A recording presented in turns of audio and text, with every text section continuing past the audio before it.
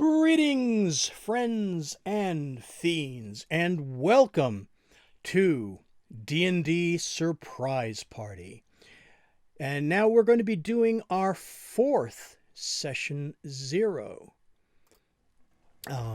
today, and it's been something else that has been going on, and somehow I've managed to keep everything a secret from all my players.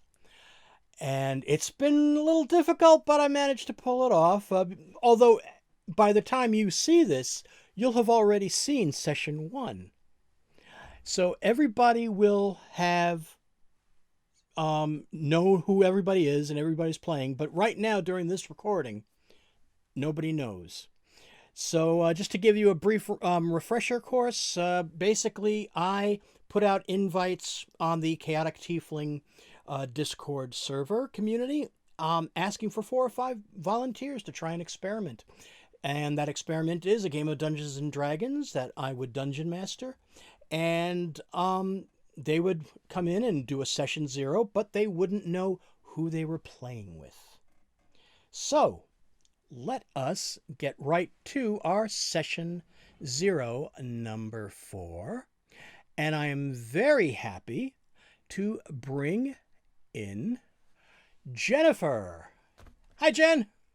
Hey, how you doing? I'm doing so good right now, especially now that you are here and we're at session 0, number 4, because this has been a blast for me so far, and I cannot wait for you to find out who your fellow players are. I'm so excited. So the way that we're going to do this is, first of all, I'm going to go over some of the house rules quick. We'll go over them again at session 1, but that's Okay. what session 0 is for, to kind of lay the groundwork, so to speak, for the rules. So the first one actually involves character creation, which we're going to be doing very shortly. And that's going to be rolling 4d6. You're going to take the best 3. And then we'll see what the modifier totals are for that. And if it comes out to less than +5 total of all the modifiers, you'll have the opportunity to re-roll that whole set. Should you re-roll the whole set and it's still less than +5, then we would go with a standard array. And then we'll build on it from there. Gotcha. And that was actually modified. That was actually taken by from Mark Sherlock Humes of High Rollers fame. I saw him do this for his character creation. I thought, I like that extra little bit with the modifiers coming Yeah. into play there. Okay, so next is that no matter the bonuses or penalties, a natural 1 is an automatic fail. A natural 20 is an automatic success. Drinking a potion is only a bonus action. Okay, Unless, cool. that's for Cool. yourself. Unless you're trying to give it to somebody. If you're trying to administer it Gotcha. to somebody, then that would be a full action. Also, this one I haven't told anybody else yet. They'll find out on game 1, because I actually forgot to tell them this one. When players help each other, all the involved players' modifiers, instead of one player gaining advantage, is the case. So in other words, if you're trying to push a door open, you would take everybody's strength modifiers and add them together to push it open, instead of just giving the Gotcha. person trying to open an advantage. And Yeah. that I actually took from Deborah Ann Wall. She used that rule during Relics and Rarities. So I thought it was a great rule. I will be using the D4 Resurrection, the modified Resurrection rules that are available in DM's Guild. It's a whole big alternate rule system for reviving a character, either except with the exception of revivify, and it goes on to a whole bunch of different things that can happen. Hopefully, we won't need to use that since you're Yeah. all going to be first level characters. So I'm really hoping we're not going to be dealing with anybody that needs to be brought back from the dead that quickly. I mean, anything can happen. It's Dungeons and Dragons. Anything can happen, and it is called D&D Surprise Party. Um, so the other thing is, I'll go into the other thing. It's a combat rule. I'll go into that when we're actually going to start playing, and I'll be running over the house rules again for Gotcha. during the game. All right, so let's get rid of that. And okay, so now, are are there any concerns that you have? Any lines not to cross? Any red flags? Basically, in this game, oh, I'll tell you right now because everybody else does know what we're doing. When they do the session zero, I tell them what the game is. The game is going to be the Sinister Secret of Saltmarsh. Okay. It's the first adventure in the Ghost of Saltmarsh book from Wizards of the Coast, and this actually holds a special place in my heart because I ran the original module back in the '80s. So Wow. this is an updated version. They took the three Saltmarsh modules and modified them and put them into the core of the Ghost of Saltmarsh book. So I'm only going to be running the first adventure, the Sinister Secret of Saltmarsh, for you guys. It takes place in a port town, Okay. and so there's the sea involved. There might be some body horror involved.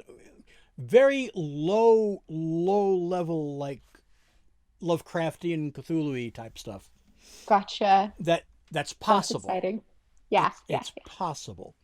Um, there is also one other thing too that is kind of inherent in it, and it has to deal with. It's not giving away too much because everybody will know this when we start the adventure.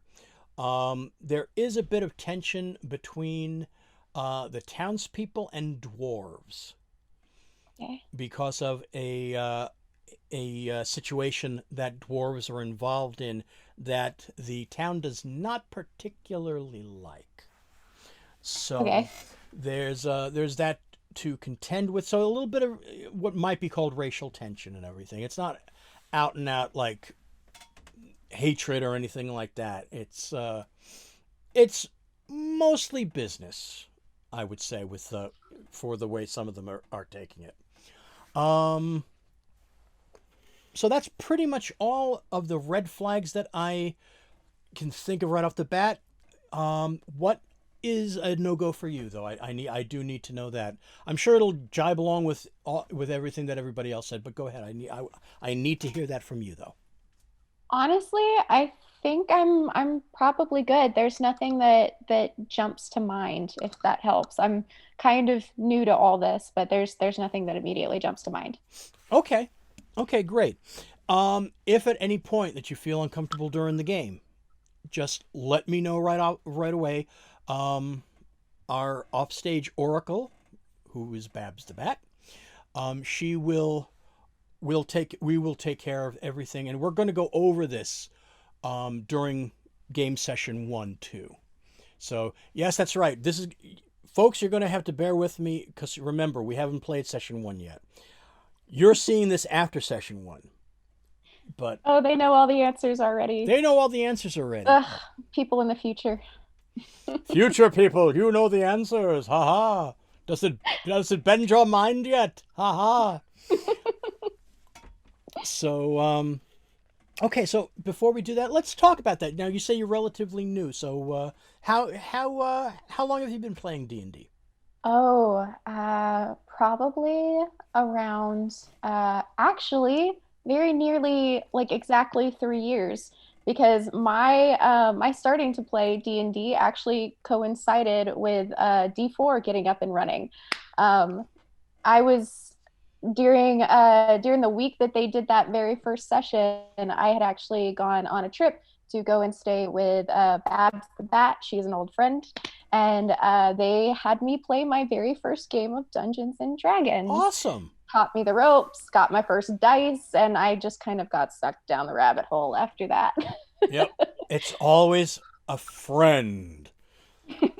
My friend got me hooked. Oh, Yeah, yeah, that's exactly what happened. It's cliche. it's always like that. There's always some friend that's responsible for doing this to you. So, all right. So 3 years. That's not that new. When was the last time that you played? So, I have a home group that I go to. We actually only meet once a month and we do a 1 4 hour session every month. So we pace ourselves a little bit. And I also have a play by post that I'm part of. We're actually doing Shackled City. So that's been fun, but that's kind of the extent. I actually haven't gotten out of in both of those games. I think the highest level we've gotten to so far is level 4. So before, like, sometimes groups fall apart or, TPKs happen, Yeah. but Well, like I said, hopefully we won't need the D4 alternate resurrection rules. that'd be great. Um, all right, so that's that. All right, so I'm very glad to pad your D&D resume then, so to speak. I'm excited. We're going to be running 6 or 7 episodes for this. We're going to be ending it with the conclusion of Sinister Secret of Saltmarsh. We're not going to move directly onto the second adventure, just because it stops being D&D Surprise Party if it's the same people week after week after week after week. So season 2, hopefully, Babs has already said we're going to have season 2. So Ever the optimist. She'll make it happen. yeah. So what I'm looking to do is possibly take some of our players from season 1, and we're going to use the spreadsheet randomizers of what streams may come. And because I've had a couple of people ask to play after I had already taken in everybody, and you actually were the last person to take a spot. Ooh, just kind of slid in there. Yep, Yeah. you were the last person to claim a spot. So I had a couple of people that wanted to come in after that, and once we made the announcement at the on Winter's Tale of What Streams May Come, our special holiday episode, Was which you went fun. out to get tacos I after your bit, did. and you didn't I come back. Okay, so my computer crashed. It wasn't, we had technical gremlins that night and Yes, they we got did. me hard, but I got Everybody had tacos. something wrong with the sound or something. It wasn't just Katie. It was not just Kate. For once, it was not just Katie. Now, since you are session 0 number 4, naturally it means that 3 people have gone before you. Now, because of this, there are some opportunities not available to you. Everybody's getting their choice of race and class, but I'm trying to hold back on duplicating it too much to try to make it Mhm. as diverse a cast of characters as we have a diverse cast of players. And there are a couple of things that I will say that I'm not really allowing for this particular game, only because of logistics. And since there are some people because there might be at least one other person that's semi new to D&D, and I don't want to put too much more on them. Considering that we're doing a sea adventure, because there will probably be ships involved at some point, and the fact that you'll be doing a lot of stuff on the beach, it would be not a good idea to play either a centaur or a minotaur or a satyr. Basically, anything with hooves would Yeah. not be good, because then you're going to be, every time the ship rocks, a hooved character is going to have to make an extra dex roll. I'm sorry, Oh, that's just logical to me. They no C6 centaurs. Yeah, no, No C6 C6 centaurs are not good. That's centaurs. like I don't understand why they made centaurs a thing to begin with, because, like, for example, one thing that I would there's just sometimes you got to overrule it. I know there's a whole bunch of people that say, well, the DM has to let the player take whatever character they want.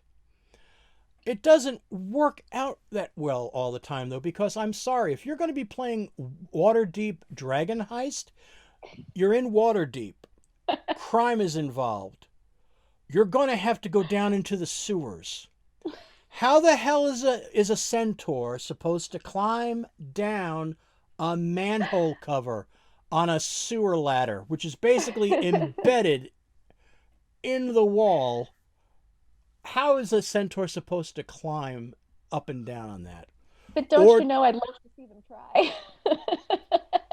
but it would be like, we're spending 5 minutes on rolling the dice to see if we can get the damn centaur through the manhole cover. It's like, That can get tedious. no, Yeah. no. Or doing rooftop chases. I mean, yeah, you might be able to leap over that gap, but then try stopping on the slippery rooftop. Yeah, That's I at an just angle. imagined like a fawn trying to do that like Assassin's Creed style. That's a no-go. Yeah, yeah. There's a reason that satyrs don't parkour. Okay, now Dragon, you should put that on a shirt. Satyrs don't parkour. Thank you, I will. Satyrs don't parkour. Okay, I will definitely have to. Hashtag. Hashtag. Hashtag. Hashtag.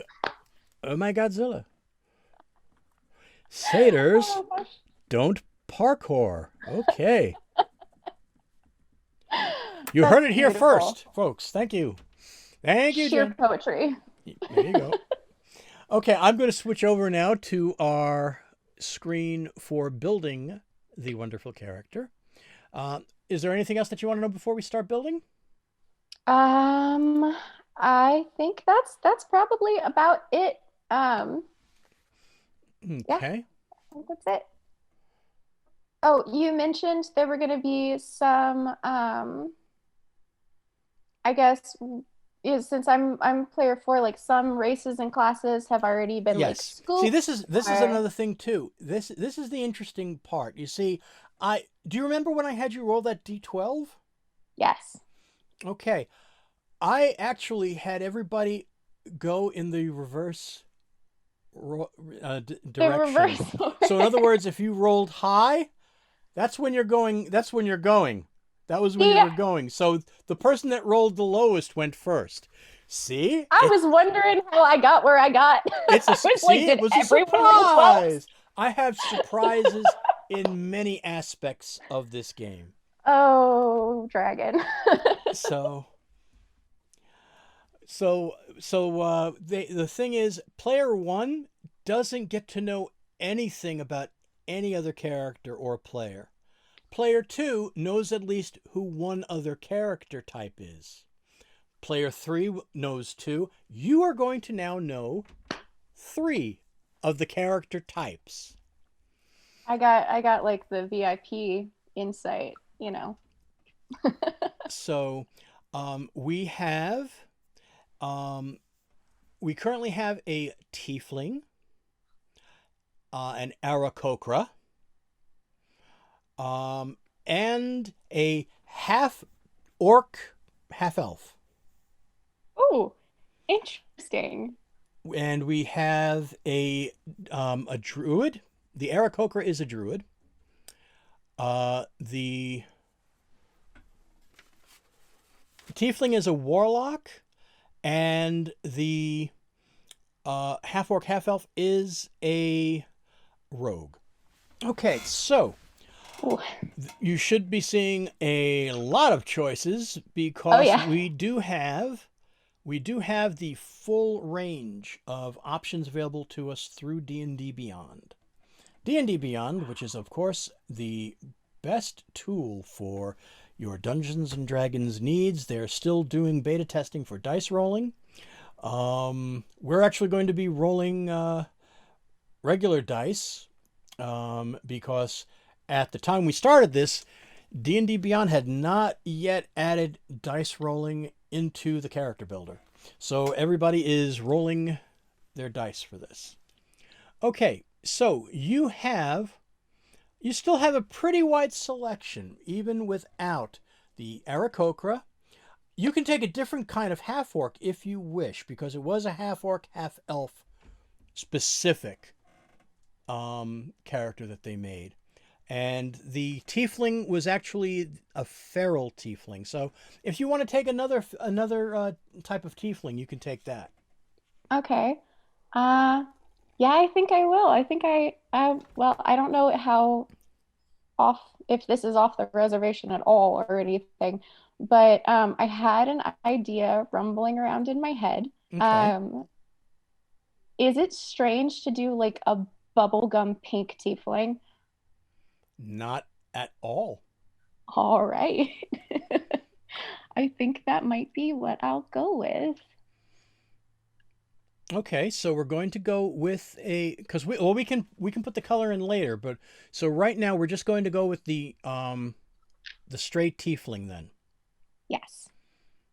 Oh, I didn't even realize there were like a billion different kinds, to be Right. honest. So you're going to go. It's about like the fourth one from the bottom. It just says tiefling.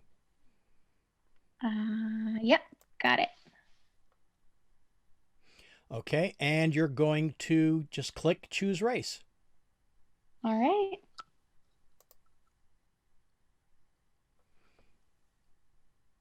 And now voila. So now you're going to click on Origin Manager. Origin. Um, oh, I see it. Sorry about that. No problem. And then we're going to check off Origin Ability Score Increase. Okay. And you see what it says? It says choose an ability score to increase by 1 instead of the previously granted intelligence score. Choose an ability score to increase by 2 instead of the previously granted charisma score. So this lets you tailor make it a little bit more if that's your choice. And then check off the origin languages too, so then you can choose from a wide variety, a little bit of a wider variety. You're not pigeonholed into certain languages. Sure. All right, so All now right. we go back under racial traits now. So you'll see that you have an exclamation point on origin ability score. So as you know, that's means you have to make some choices there. So what kind of a character class were you looking at? All right. So, I was kind of torn between two. Either an artificer or a gunslinger. I was kind of wanting to maybe make something that was very science driven, and she just likes to make things go boom. Like she likes to blow stuff up. I know a goblin that would very much relate to that. Boom. Um. Okay, an artificer would an artificer would be very interesting in Saltmarsh. That would be that would definitely be very interesting. In fact, we might even be able to put you within the town as part of your background. So, or just outside of town. The crazy scientist lady. Yeah, yeah, exactly. Okay. So let's see. So if you want, well, you can still you can use. Now here's the thing. You can increase, like, say, your intelligence for artificer by 2 instead of the 1. So you could go that way. And let me see. Yes, you would want to put that in your intelligence. That is the primary. Um, your first highest score should be in your intelligence. So that's what it is. Gotcha. So we give the two to intelligence. Okay. Okay, so we're going to increase the intelligence by 2. Um, I would say you're going to either want to up your dexterity or your constitution, possibly, because probably followed by your constitution, because that will help you with your um, that'll help you with your hit points, of course, because artificers, like any other magic user, are kind of squishy. Wee bit squishy. So you might want to go with Constitution as the extra 1 point. All right, Constitution. Okay, so the only other thing now that you have to pick are languages. Obviously, one of them is going to be common. Now, All here's right. where the origin options come in from Tasha's Cauldron of Everything. You can have it so that, let's say, instead of speaking Infernal, which is the other given language for Tieflings, maybe you were raised among gnomes, or somebody else, or some other race, so that you speak that language instead of Infernal. I actually kind of really like the idea of her being raised by like a bunch of gnomes. Well, gnomes would be a good choice considering how much they tinker and love to make things. All right. I All right, think that's what I'm gonna go with. so your other language will be gnomish.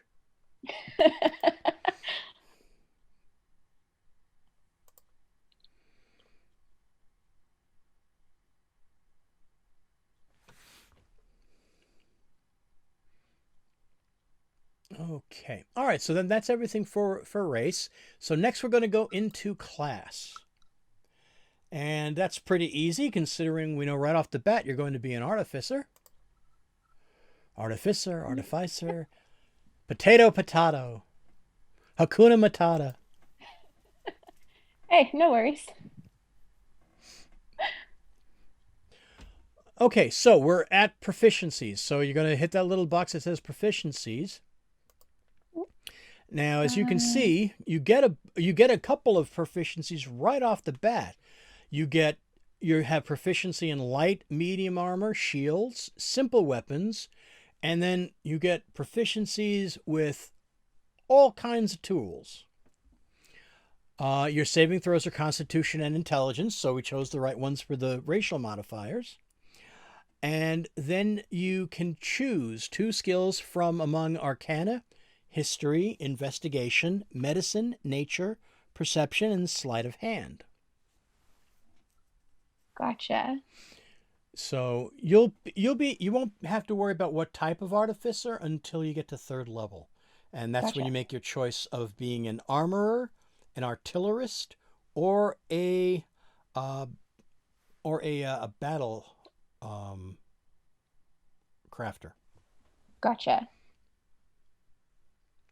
So skills wise, I imagine with an artificer, Arcana would be a good one. Okay, Um, because your background will give you some more as well. that's true. Mm,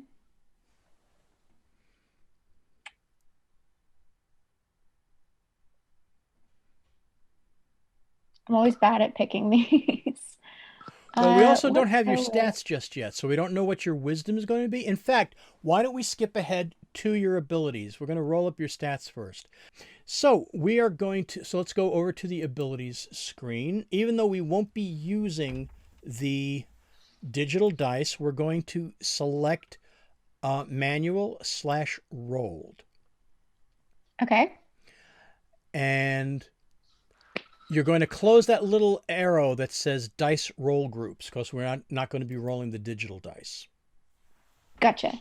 Now, just to remind you viewers why we are using regular dice is because for the first 2 sessions 0 that I ran, the dice rolling was not available in the character builder at the time. Plus, I wanted to give my players a chance to roll dice. Since the beginning of this pandemic, everybody had to go virtual. Everybody had to go digital. And I know from a lot of friends telling me that they missed the tactile sensation and happiness that actually rolling dice gives them. So I decided to let them roll their regular dice for their stats, and then they will have a choice as to roll using D&D Beyond or to roll their regular dice during the game sessions.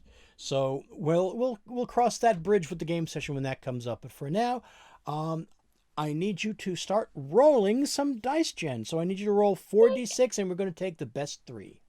Gotcha. Okay. 1, 2, 3, 4. Be good to me. All right. That is a 4, a 3, a 1, and a 2.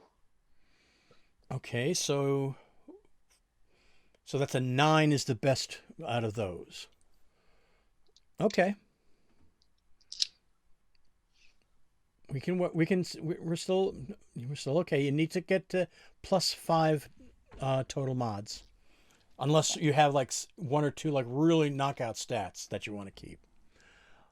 All right, next up. Now I'm putting them on the screen right now. These are not the final numbers. I'm just recording them so I have them there. All right, next roll please. All right. I've got a 6, a 6, a 3, and a 2. Okay, so that would be a 15. Okay, that's already a lot better than the 9, so you're doing pretty good. One drop stat. All right.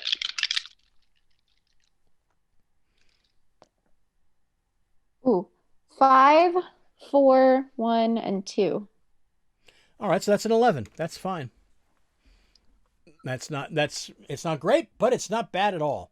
So it's a 0 modifier, but you're still doing pretty good. You got to be mediocre sometimes. All right. A 6, a 5, a 4, and a 4. Okay, so that's another 15. What is it with these 15s?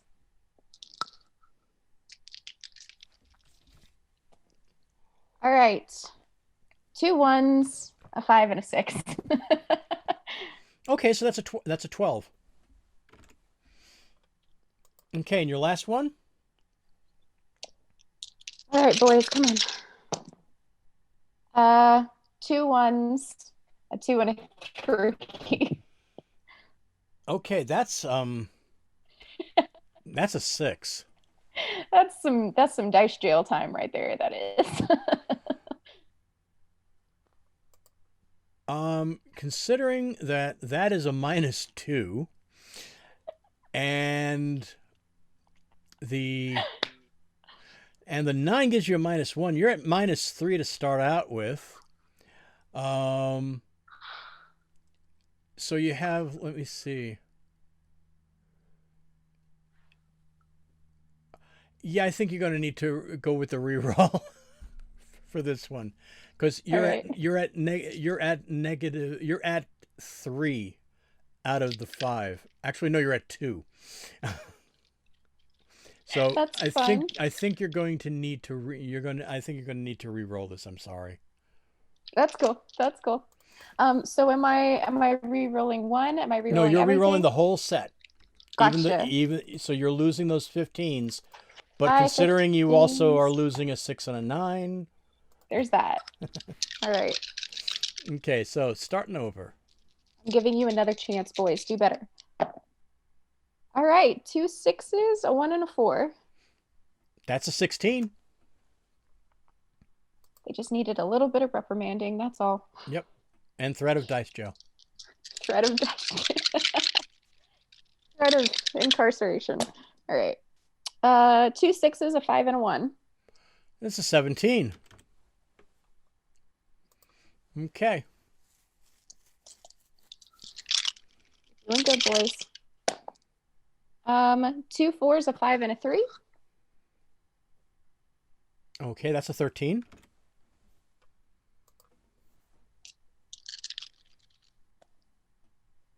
Right. Six, four, three, four. 14. Good job, boys. You did so good. All right. One, four, six, and a three. 13.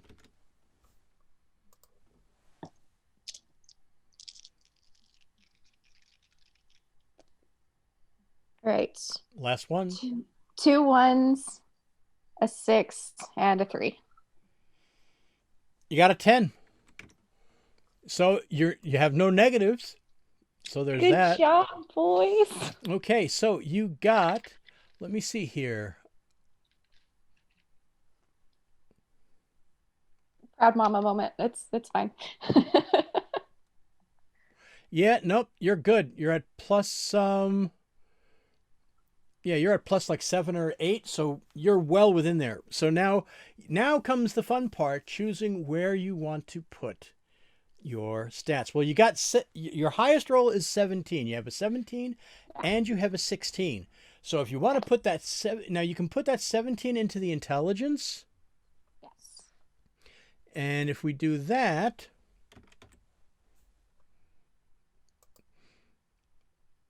that will give you a 19, and that's with the racial bonus, which would give you a +4 That modifier. sounds nice to me. I like the sound of that. Okay. And if we put the 17 in the intelligence, and then the other one we chose was the Constitution as Constitution is your other saving throw Yes. for the Artificer too. So I would say put the 16 in there. Agreed. Okay.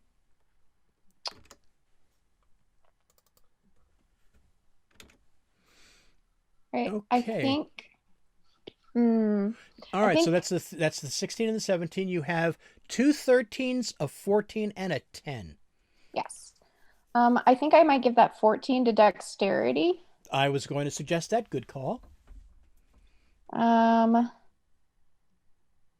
Let's see. I got two 13s and a 10. So I'm going to make. Let's make strength my lowest, maybe. I don't think I need that much. And then give the 13s to wisdom and charisma. Okay. I think I'll be okay that way. Okay, so this is what your totals come out to with all your modifiers that we took into account already. A 10 strength, a 14 dex, a 17 constitution, because we put the +1 racial bonus in there, a 19 intelligence, which gives you a modifier of +4, a 13 wisdom, and a 13 charisma. So you're going to get +1 modifiers on all of your wisdom saves and all of your charisma saves. Awesome. That sounds good to me. All right, so now we'll go back to the class. All right.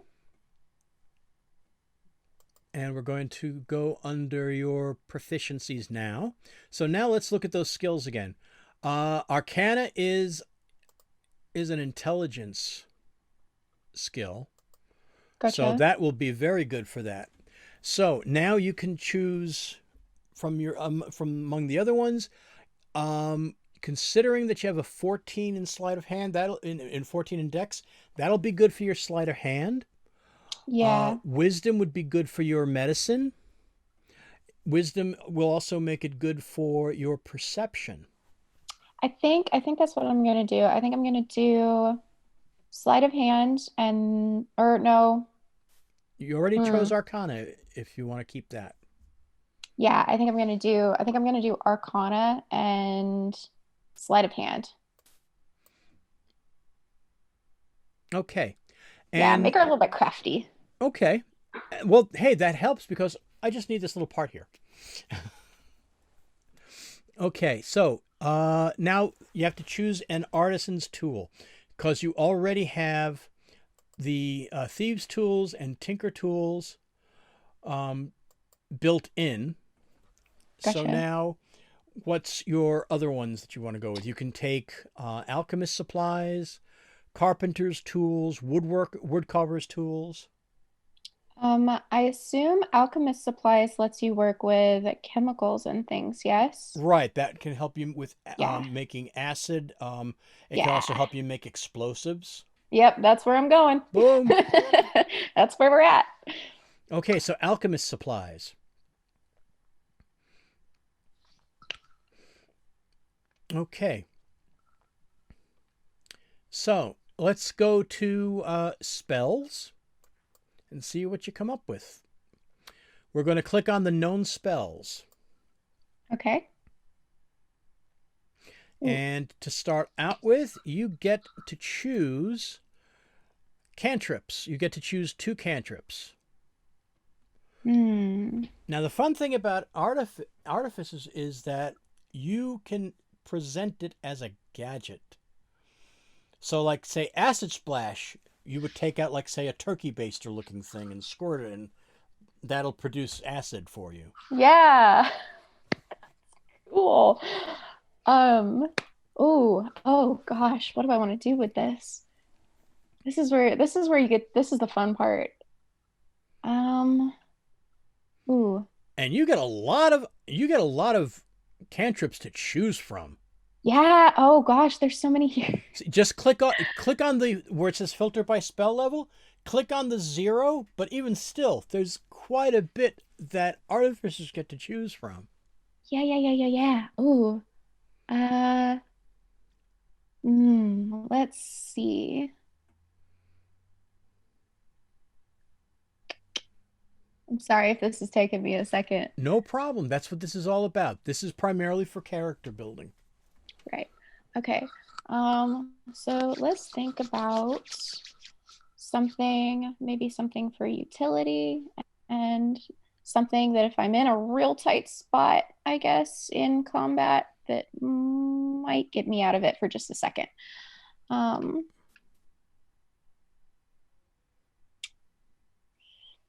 Trying to think what's going to be more useful, message or mage hand.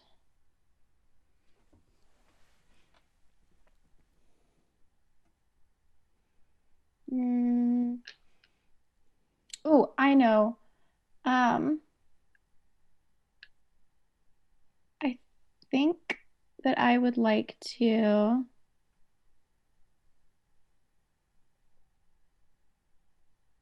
Yeah, I think I would like to take Firebolt for Okay. one of them. And I may have to think about this a little bit, but I would like her to have some sort of fun little gadget that just throws firebolts. Okay. Maybe like a fun little glove or like a slingshot or something. Okay. And for the other, mm, now I have dark vision as a tiefling, correct? Mm-hmm. All right, so light is not necessarily necessary. Could be useful though. Mm, Mending could be very useful too. yeah, mending. That's a good idea. Okay, yeah, For an I'll take artificer, firebolt and I'll take mending. mending would be a handy thing because the thing is too. Remember, magical tinkering. Artificers Yeah, take out their tinker's tools, and that's when they start just even if they just start waving them over it. That's you can just go like even like tap tap tap tap tap, and that would start mending whatever it was that you needed to fix. gotcha. So okay, so we're going to take mending and we're going to take firebolt Firebolt. Yeah, as your cantrips. yes. Okay, so now you get to choose 4 prepared first level spells. So click off the 0 and click on the first. Right. Okay, let's see. Oh, there's fun stuff here. Um, let's see. Oh, I can see grease being useful.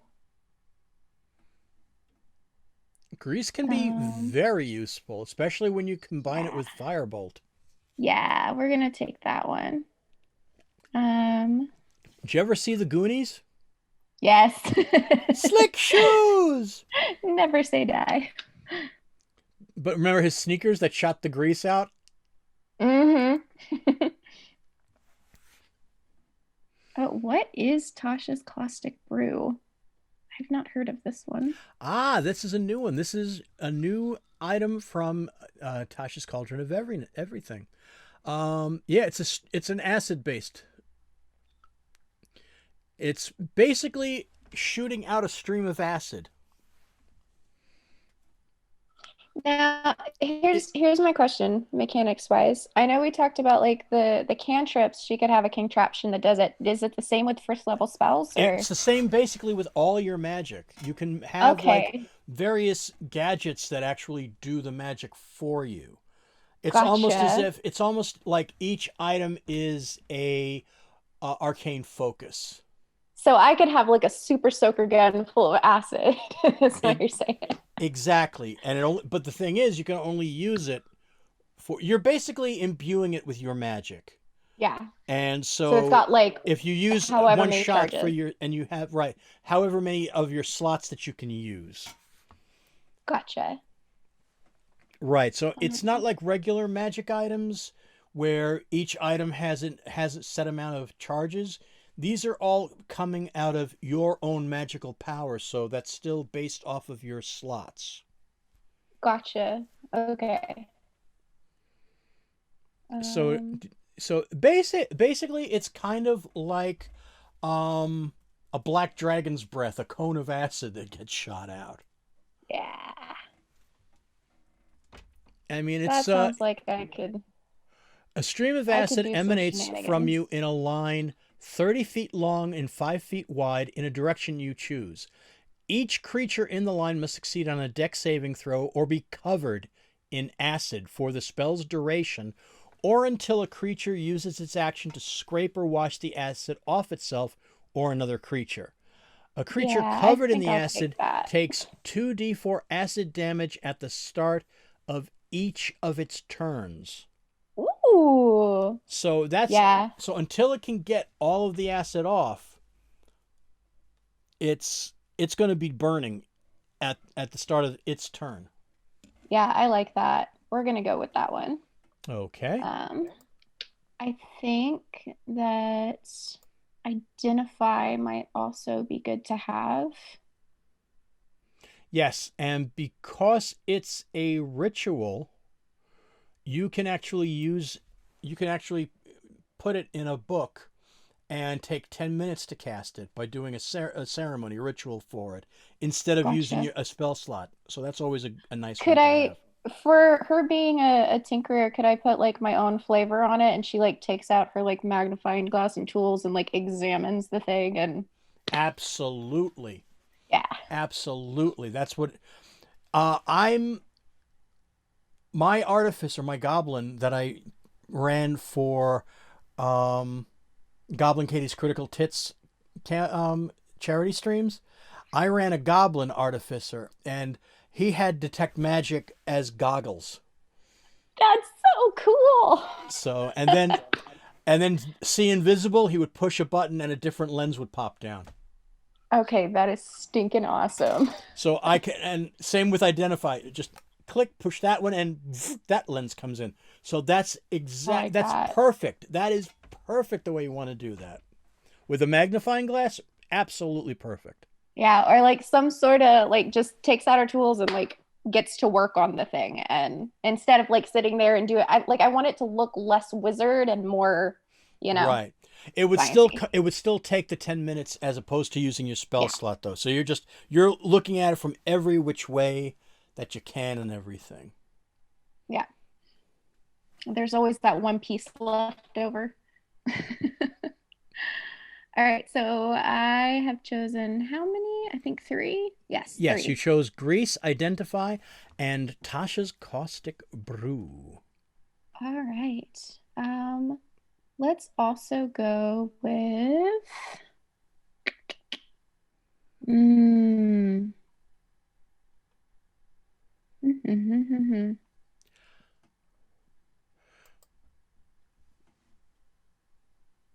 oh, what does snare do? That's pretty much what you think. It's as you cast this spell, you use the rope, which is a material component.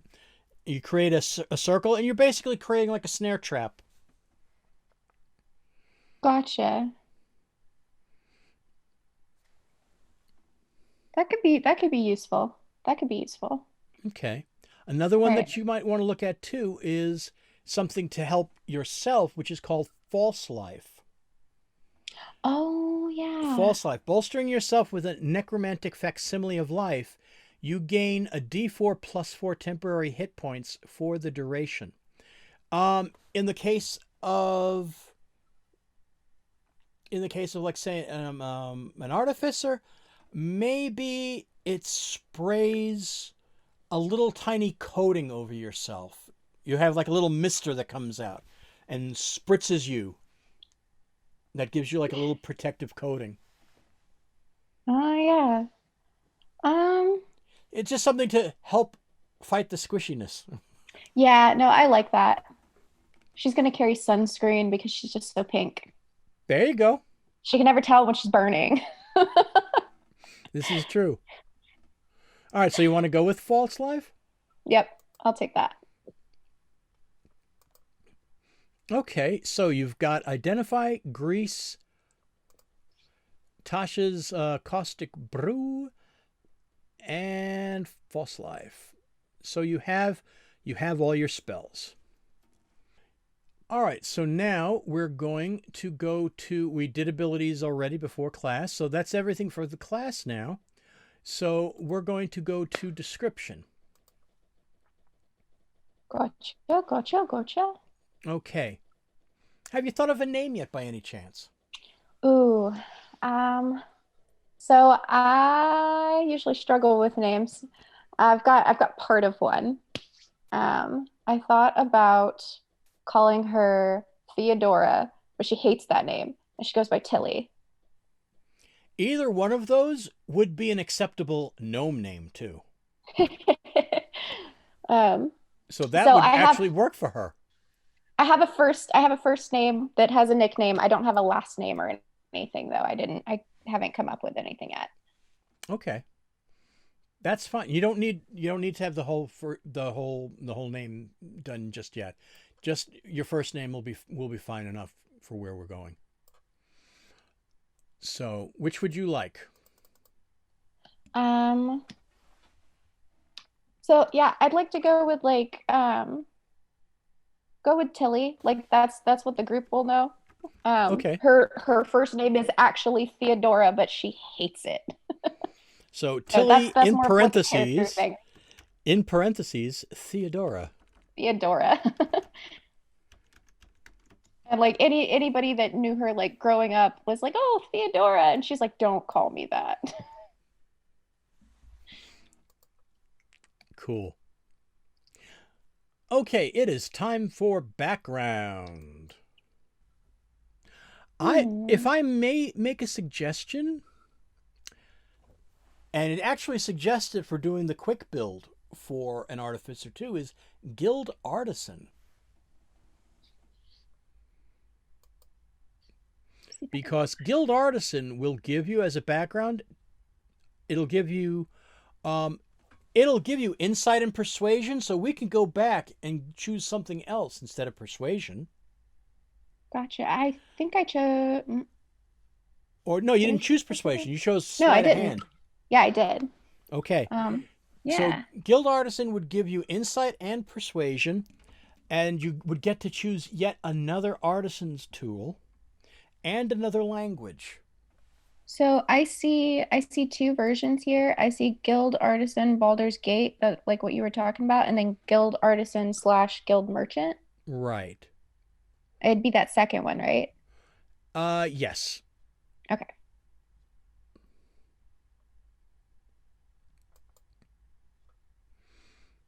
Yeah, I think I like that. Okay, so now you get to She's the choose. Now you get to choose another artisan's tool. So you've already taken um the alchemist right, the supplies. Arkham, and if you'll notice that they're not in there now. Yeah. So let's go with Smith's tools. Nice. That works well.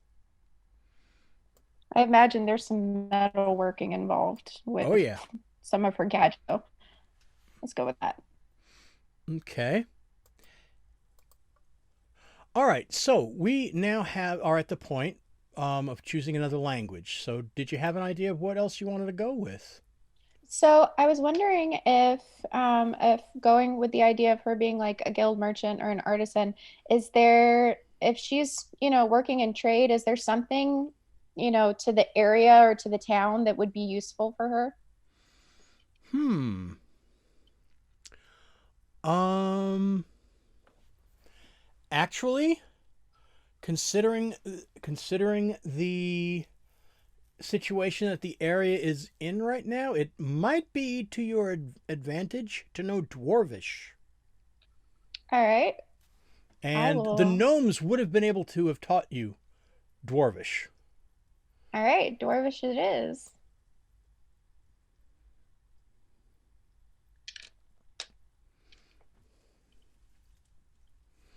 So, and especially if now being in the guild, now you're in and you're using smith's tools, that would be like a blacksmith's guild. Hmm. So, let me check on something because there is another background that might actually fit in a little bit better, and it might actually cause for some very interesting play between you and the other players. Ooh, Let I'm me always take down for that. let me take a quick look at this. Okay, and that would be Clan Crafter. Now, Clan crafter. Clan Crafter gives you an in with dwarves. This is what it says. The stout folk are well known for their artisanship and the worth of their handiworks, and you have been trained in that ancient tradition. For years you labored under a dwarf master of the craft, enduring long hours and dismissive, sour tempered treatment in order to gain the fine skills you possess today. You are most likely a dwarf, but not necessarily. Um, Dwarf clans learned long ago that only proud fools who are more concerned for their egos than their craft turn away promising apprentices, even those of other races. If you aren't a dwarf, however, you have taken a solemn oath never to take on an apprentice in this craft. It is not for non dwarves to pass on the skills of Moradin's favored children. You would have no difficulty, however, finding a dwarf master who was willing to receive potential apprentices who came with your recommendation. Now, the skills that you would get with this are history and insight as opposed to perception. You could still choose the Smith's tools. You automatically get Dwarvish as the language with this. But the Gotcha. extra stuff that you also get is, for one thing, it's called Respect of the Stout Folk. As well respected as clan crafters are among outsiders, no one esteems them quite so highly as dwarves do. You always have free room and board in any place where shield dwarves or gold dwarves dwell, and the individuals in such a settlement might vie among themselves to determine who can offer you and possibly your compatriots the finest accommodations and assistance. I like this. So, and let me see. And it comes to there's also some starting equipment that you get as a clan crafter, including a little chisel that has an insignia of the clan on it. Gotcha. So it's Okay. like your little trademark that you would put on something to show with pride that you made something using the skill that the clan taught you.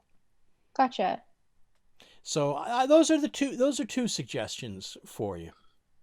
Yeah, I think I like the clan crafter. I like that idea. Okay, great. All right. So that will work. That'll work well in Saltmarsh. It really will. In fact, that might be why you're in Saltmarsh. And we'll get to that a little later on. Okay, so we're going to go with Clan Crafter. So your Artisan's tool, we're going to go back with the Smith's tool. Okay. Now, we have our suggested characteristics. Personality traits, you get to choose from 2. If you want, you can roll for it. Um, let's see. I kind of got a little bit of a inkling in my head. A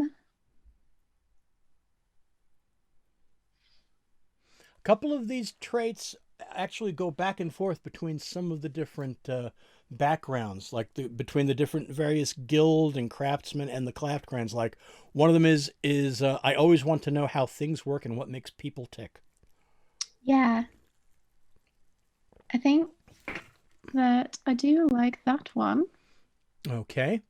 So that Definitely. one we'll just add right in. So we'll click the add button right to that. Right. That would be number 4 on the list.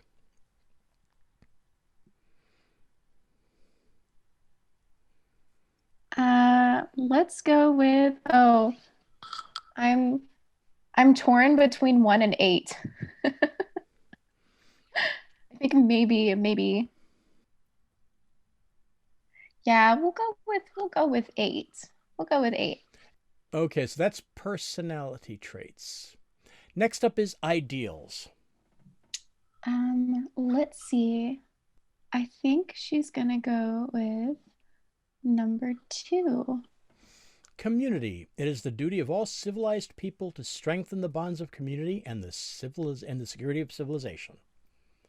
I feel like she's somebody that would have like a whole lot of bluster, but she's very embedded into, the people around her. Okay, especially probably because they took her in. Mm-hmm. So she feels like she owes it to them maybe. Yeah, there's some obligation here.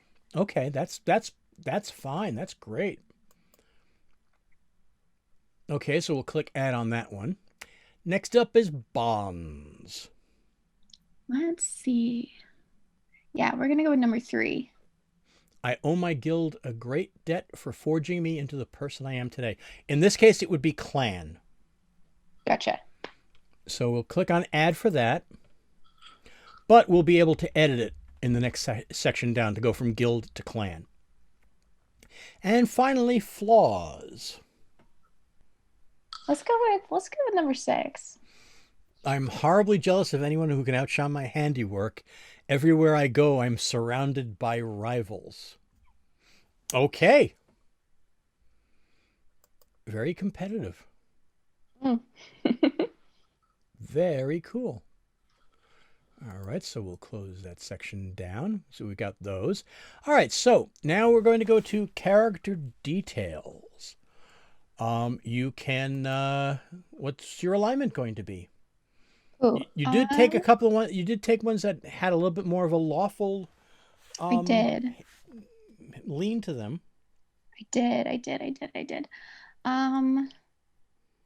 Don't feel like she's real far, like the far reaches of like the lawful alignment.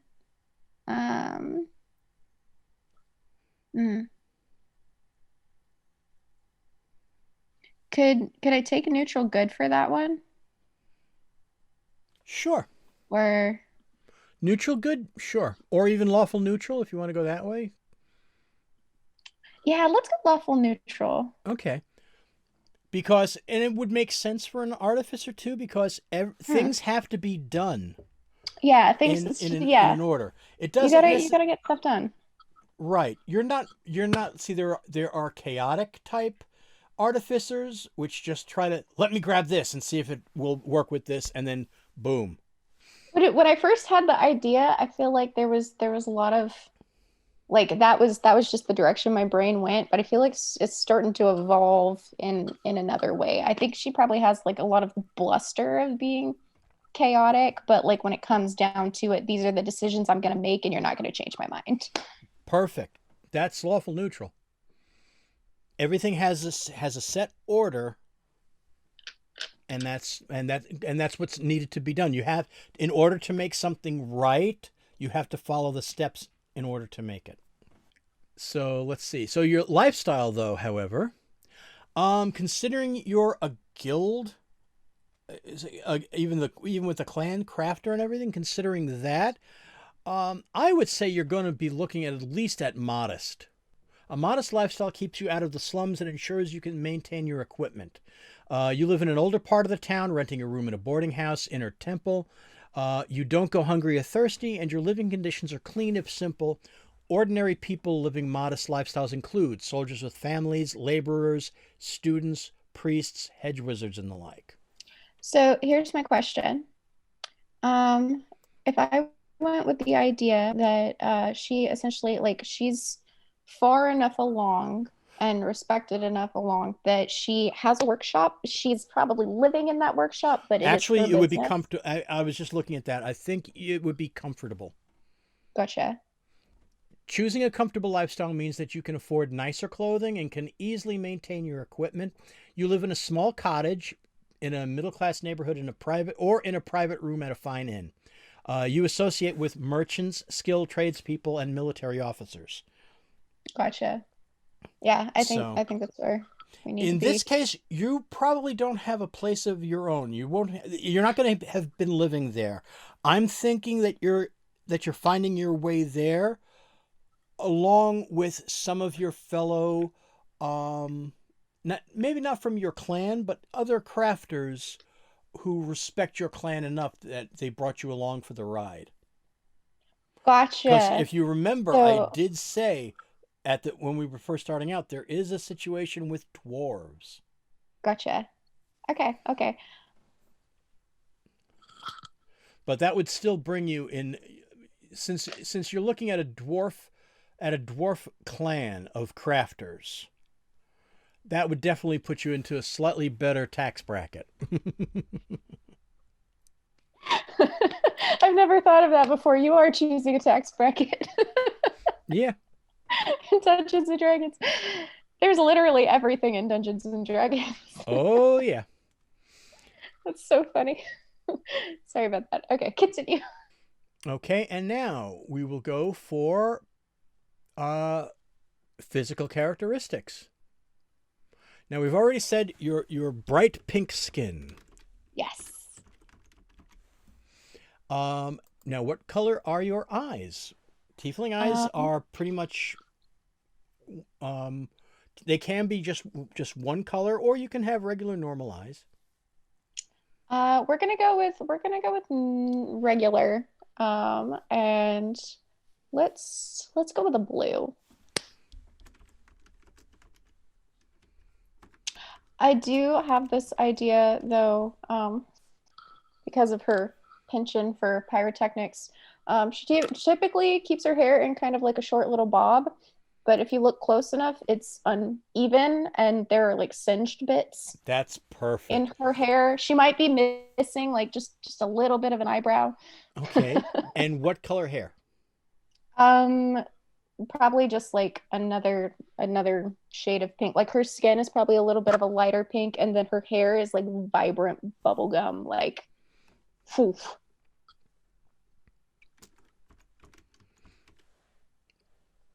Okay, so short, vibrant bubblegum pink. Yes. She is a bit flamboyant. Um, Many artificers are.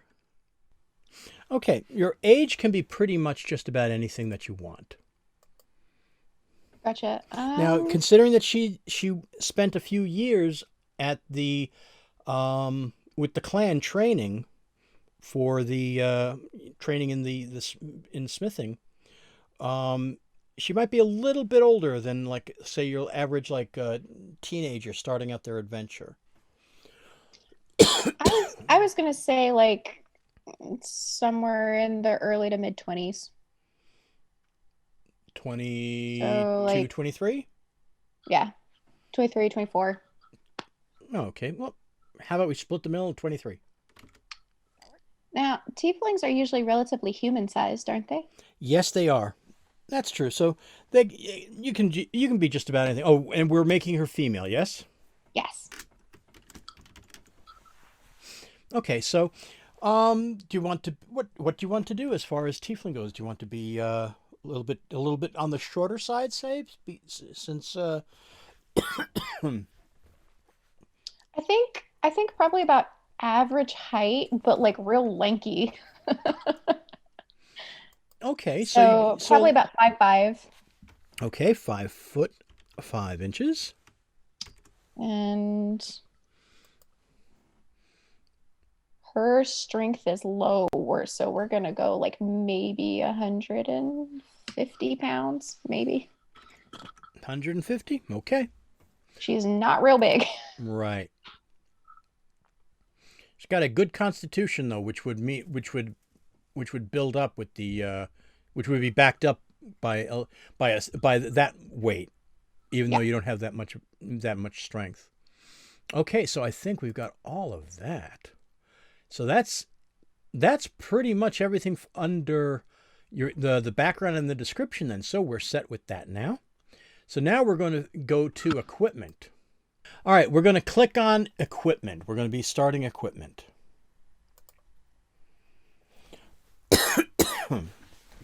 Okay.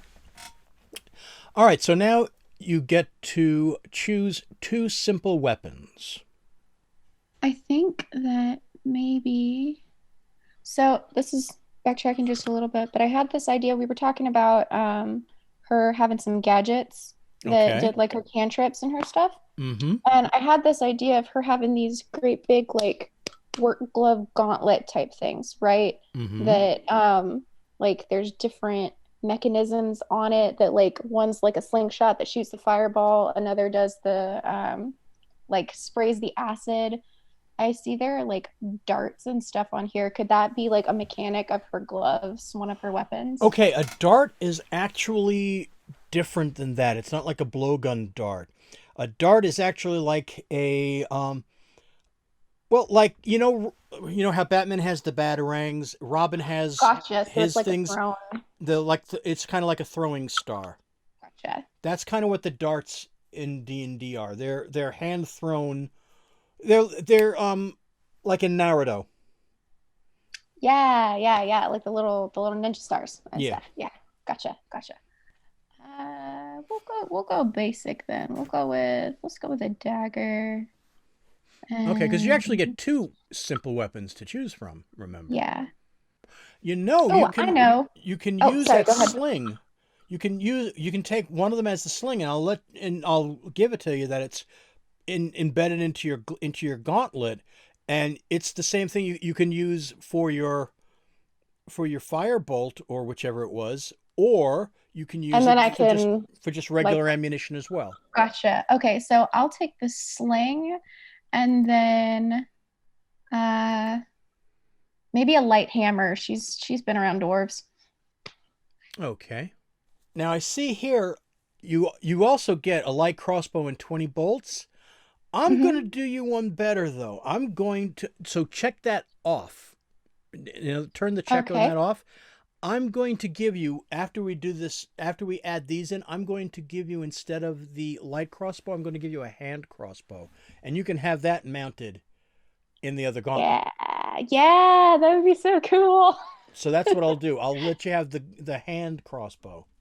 I've like suddenly got these visions of like Thor Ragnarok and Valkyrie's got those gauntlets that like Yep. control the ship. Or in Black Panther, Shuri with the sonic wave Yeah, yeah, no, those gauntlets. things. That's so cool. Okay, so we'll do that. Studded leather or scale mail armor?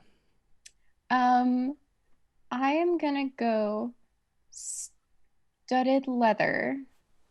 because I'm not a big fan of that stealth disadvantage. Okay, that's I perfect. don't. I've I've lived that life. I don't like to live that life. That's fair enough.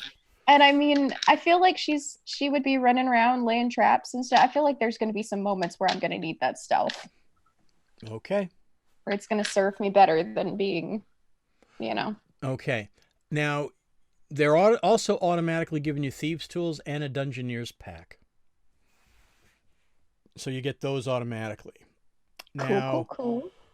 for the Artisan's Tools, you can go ahead and take any of the supplies. Actually, I'll tell you what I'm gonna do. You can take the Smith's Tools, which are connected with the Clan Crafter. Mm-hmm. We can do that. And when we get down to adding, I will give you one of the other sets of tools gratis.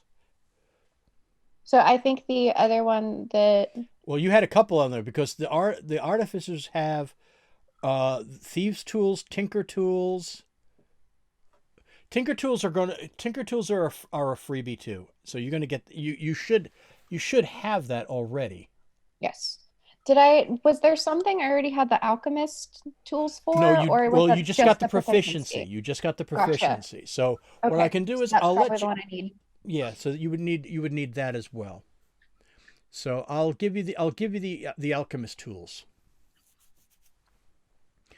Um so So, we'll add that and then this is nice. You get a pouch containing 5 gold pieces and a gem worth 10 gold.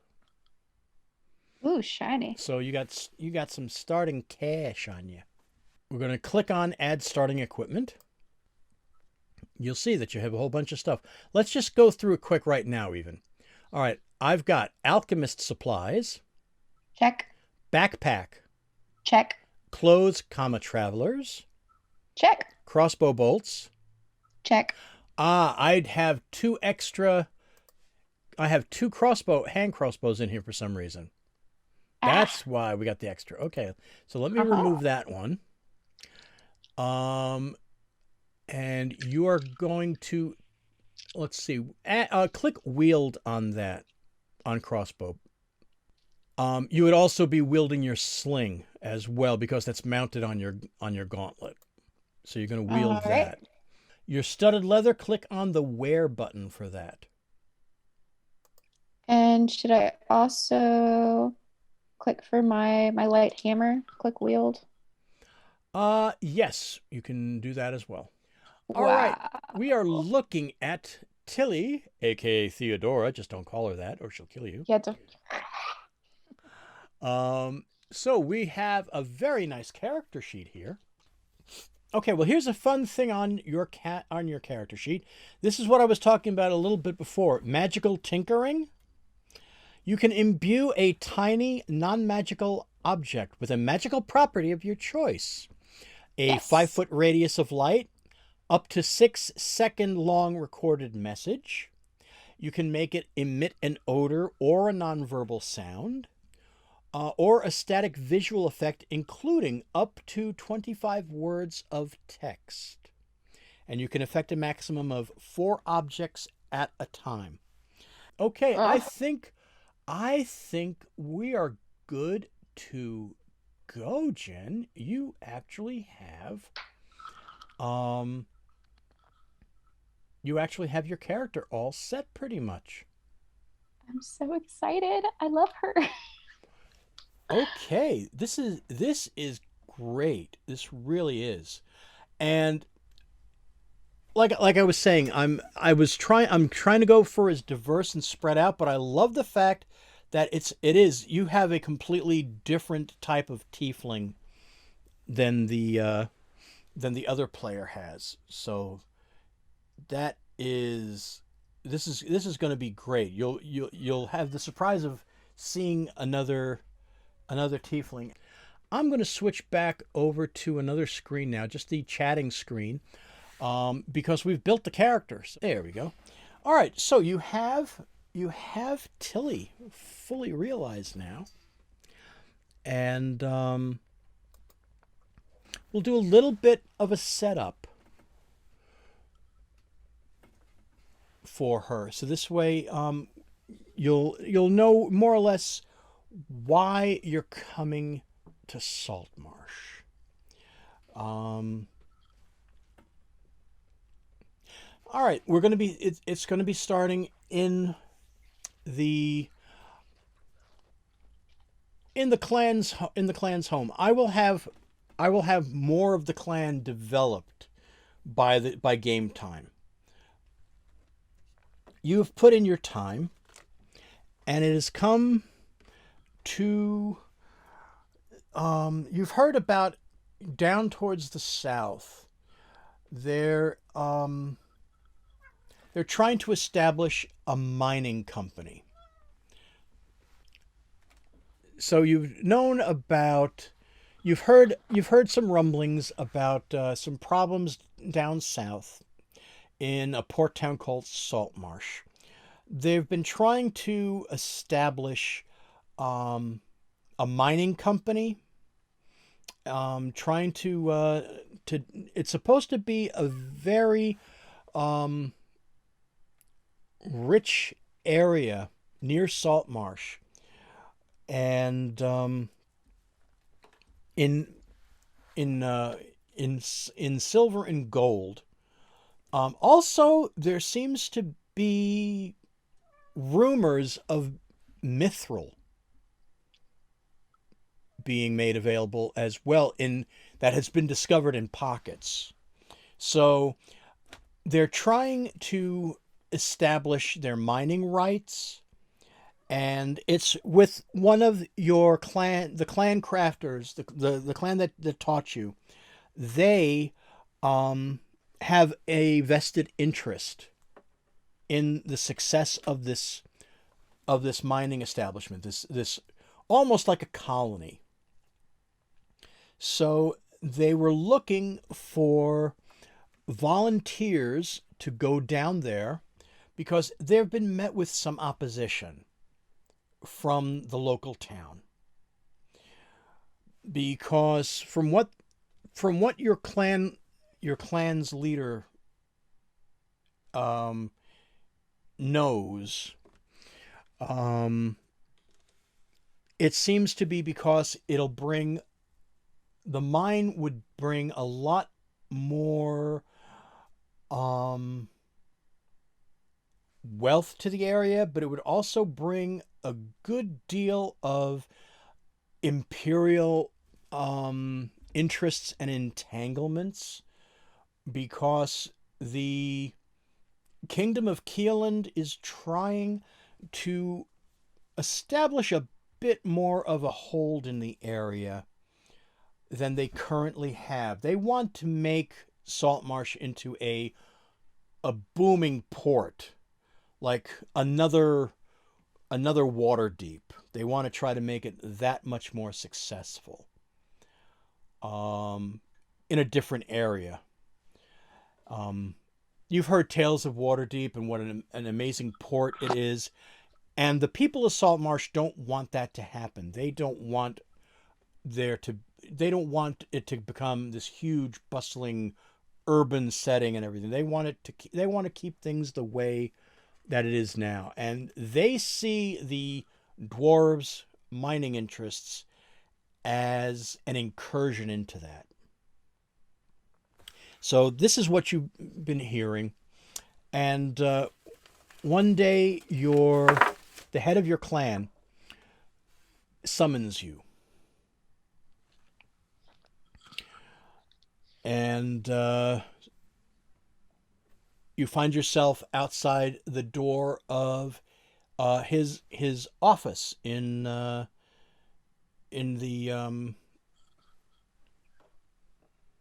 guild hall. Take it from there.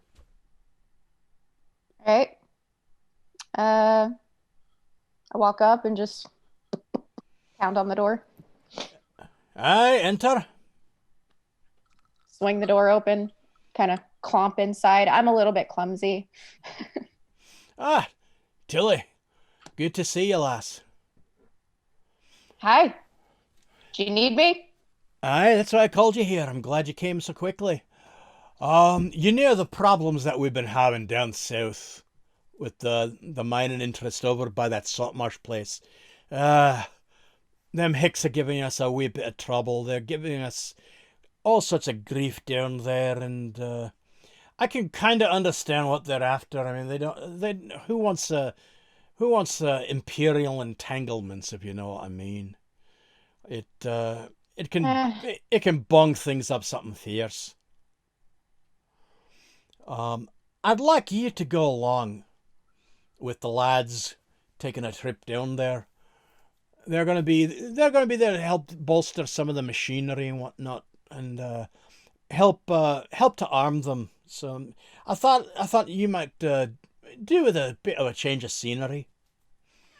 I mean, I guess so. The who all's going? Just a few of the lads are going. Fergus is going, and um, oh, what's his name? Oh, who else is going? Fergus and Donald are going. They'll be down there with you too. So they're going to be pretty much looking after the bellows and whatnot, and keeping the furnaces going, and to give them a little bit of extra muscle too. And I know that you with your fancy gadgets and things, I'm sure you can give them a little bit of support as well, and you might even be able to help the folk out there their with their mining, and even give them a little bit of extra security against some of these less than honorable people. The only reason I'm thinking of sending you is because you've done right in all your work with us the last few years, and I'm very proud of what you've done and what you've accomplished. That's why I want you to go. I can understand that. I can't say that salt water is going to be great for my gadgets, but a change of pace would be nice. Well, you shouldn't have to worry too much about the water and everything. It's not like you're gonna have to go on any bloody fuel ships. But no, you'll be near the mine, so you'll be used. It'll be business as normal, really. You don't have too much to All worry right. about. But I will give you a little bit of something extra, for your troubles and whatnot. So yeah, I'm very proud of what you've done. Um, you've done right by us, and that's why I want to give you a little bit of something extra for your trouble. And Well, you don't have to do he that. opens this drawer, and he takes out this really nice gem. This is where you get the gem that's worth the 10 gold pieces. So it says, "Here, this is a little bit something extra for you, and that should help you get. Well, you'll probably need a place of your own down there, maybe. So this should get you. This should definitely secure you a good private area and like a good inn, whatnot, to set up your doohickeys and whatnot." She kind of tries to like she's stunned for a second, kind of fumbles with it when he hands it to her. Oh wow. Okay. It's Okay. only Yeah. it's Sure. only it's only a little shiny one with it's only worth about 10 gold, but that'll down in Saltmarsh, that'll get you a treatment like a queen down there, lass. I mean, as long as Fergus doesn't screw it up, I'm fine. Yep. Yep. If he wasn't my nephew, I wouldn't be sending him. You gotta do what My you. sister would not let me not send him. You want me to keep an eye on him? Why do you think I gave you the gem, lass? That's part of it too, for putting up with that dolt. Oh, Suddenly, this whole assignment makes a lot more sense. All right. Okay. I mean, this out of this dirt grey hair of mine, that one white streak, Fergus done give me that. What makes you think I want one that matches? Okay, well, I guess we'll be going. We'll be sending you on your way now, lass. Believe me, you'll be able to handle him. All So, right. And she just kind of like stomps out the door, I all guess. right. So it'll take you about I'd say 3 or 4 days to get down there. When you do, you're not going to be going to Saltmarsh proper. You're going to be going to the mine first, and then you Okay. can go and look for your for like a room to set up your operations and everything. Because it's about a good a good 2 or 3 hour ride on a cart from the mine to Saltmarsh and back. Could be worse. All right, so you'll all be leaving in the morning, and don't worry about Fergus. I'm sure he won't get. I'm hoping tomorrow he won't get you in too much trouble. I'm sure it'll be fine. Okay, well, from your mouth to Moradin's ears, lass. He's at the risk of jinxing myself. He's not that bad. Kid's got potential. I'll Uh, I'll take your deep, I will take your deep. word for it. Uh, All right then, lass. Thank you very much for taking this job on, and hopefully we'll see you back here very soon, back home, and then from that I'll tell you you will have fulfilled your duties, and you can go. You can either choose to stay with us here, go down into the settlement that we're going to be setting up down there, or go over to where your heart's content is. are But you serious? oh, I this is your I guess you'd call it your graduation. Really? Oh, I this will be your service. All right then. Okay. So you fulfill this, I can do that. you fulfill this, and your service will be completed, and you will finally be a master smith. Yes. Okay. Yeah. I can do that. I can. Yes, sir. But no pressure. Yes, sir. All right. All right then, lass. I'll be looking forward to hearing from you soon. Drop me a note in about a 10 day, and let me I know can do that. how things are. They'll have some falcons to send back to us and everything down there at the settlement. Send a falcon. Okay. I can do that. I can do that. Yeah. All right, excellent then. All right, I look forward to hearing from you on your report. You take care of yourself, Tilly. Thank you No for problem, Les. Thank you. everything. You're very welcome, and thank you. I'm very proud of you. She just kind of beams for a second, I guess, and takes that as her cue to. Okay, so you get on to so the next morning you get out to the cart, and there's Donald and Fergus. Donald is very straightforward, very businesslike. Um, he's a smith as well. Um, he's already he's a new master, so he's just ahead of you in your class, and he's very straight laced, very by the book. Doesn't truck with nothing. Um, Probably a little bit fun to mess with and get a reaction out of, if possible. yeah, he doesn't. If you can get He one. never. Donald is the kind of dwarf who doesn't get the joke. Ah, So, and he's also, though, in addition to being a smith, he's also quite the formidable fighter. gotcha. So, and then there's Fergus, who's there. He's he's bothered to go.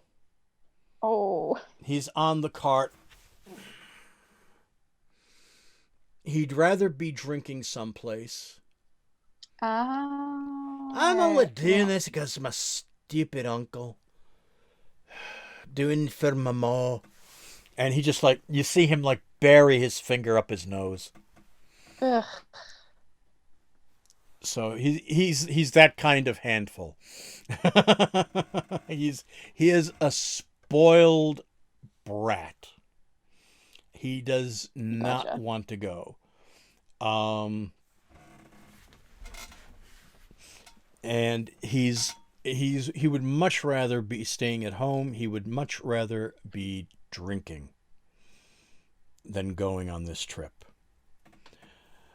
You had to kind of wonder what his mother's motives was when she made the clan master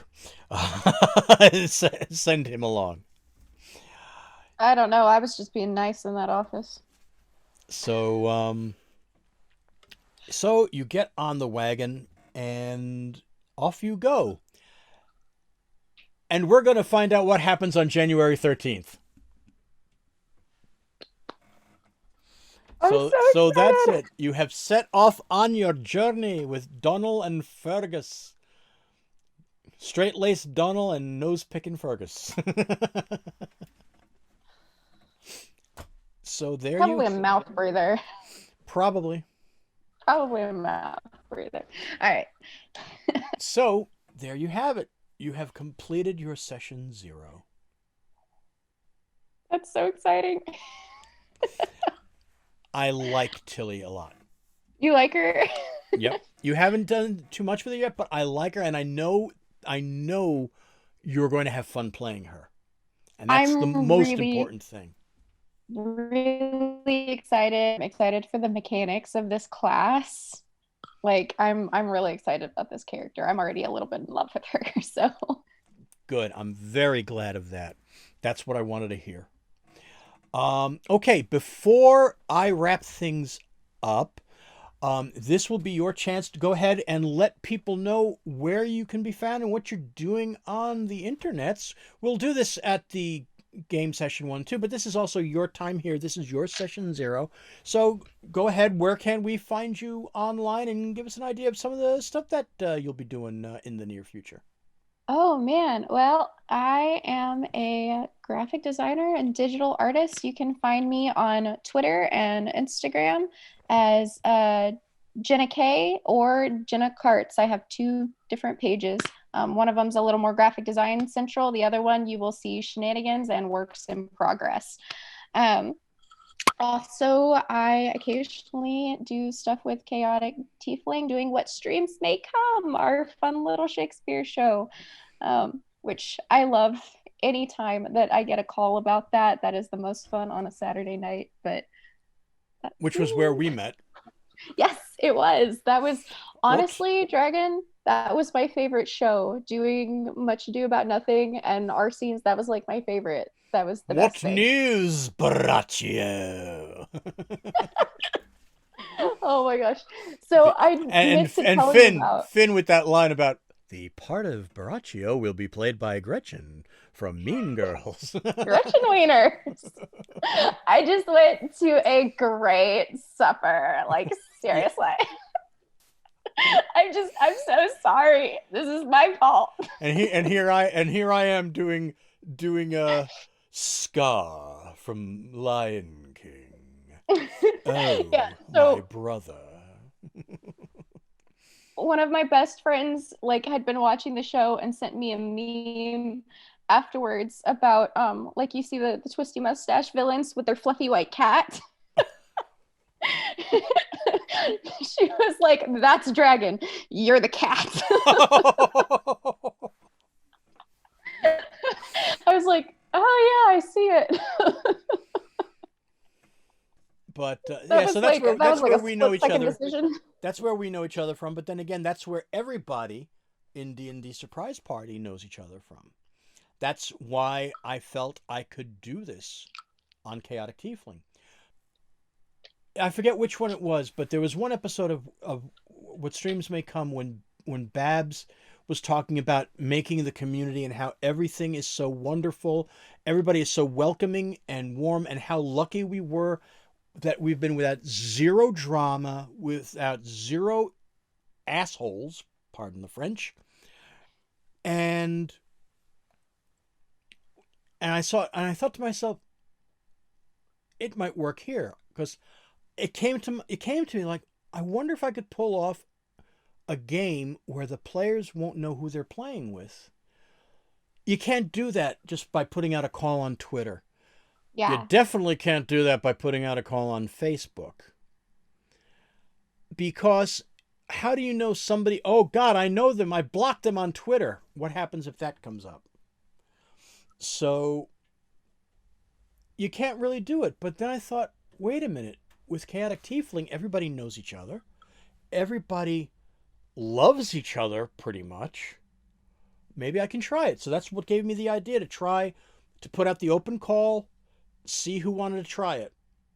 And everybody is loving the session, their own private session 0, and they're loving the little teases that I'm doing about who and what's going on.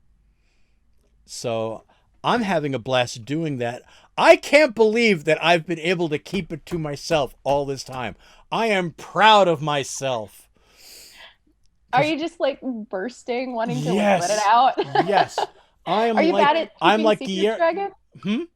Are you bad at keeping secrets, Dragon? Sometimes I can be, because I want to share. But the only things that everybody knows about who they're playing with is that they're part of the Chaotic Tiefling family, and they've all been on at least 1 or 2 episodes of what streams may come.